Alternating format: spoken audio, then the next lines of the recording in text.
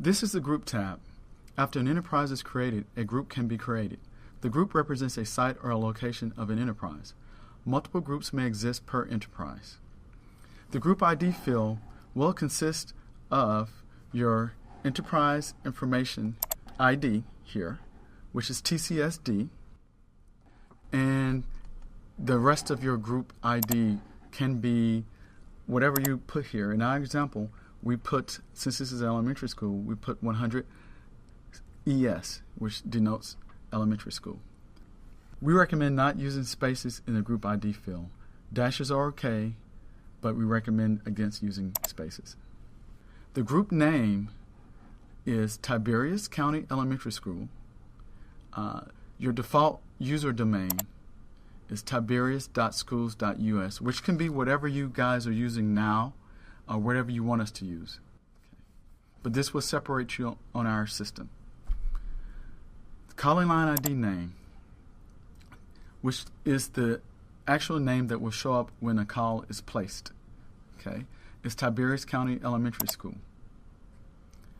Calling line ID number, again, is a number that will be displayed when you call out, okay? Your user limit within a group actually determines how many users can be in a particular group. So how many users are we actually building in this particular group? And it can be anywhere from 0 to 5,000 users per group. Dial-out prefix, in my example here, is 9. The dial-out prefix, of course, is what you use, what you're currently using to dial out of your site. Some people use 9, some businesses use 8. Extension length.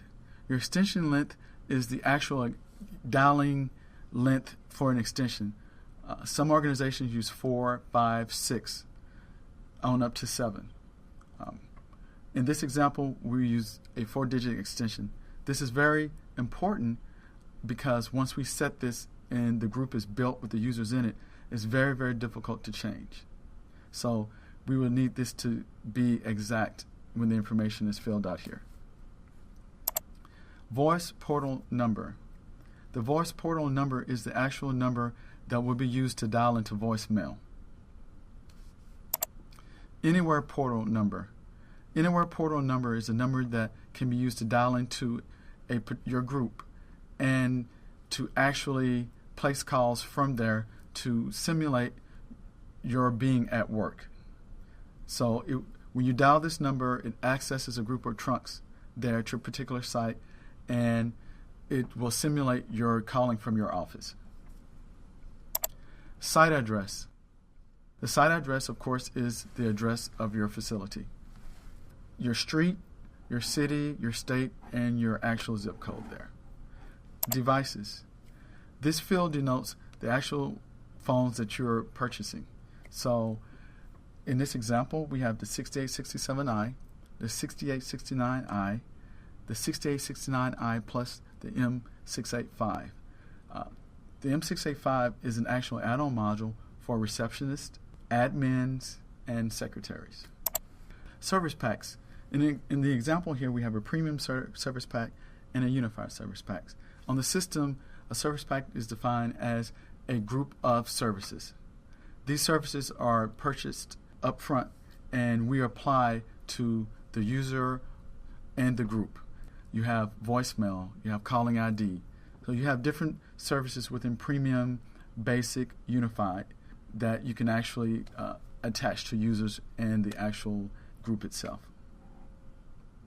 Phone numbers and ranges. Of course, it's just a range of numbers that we add into the system for your particular group. Departments. Departments are a way in which we can classify users on the system. If you have a number of users that need to be within an office pool or an office department, we can actually build those users and assign them to this particular department. It's a way in which you can categorize users on the system. Below are some other examples which are already pre-populated.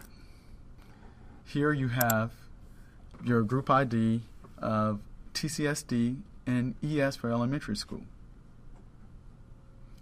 As you notice here, All the fields are already pre-populated, and they have the information pertaining to the elementary school. In this example, we look at the Tiberias County High School.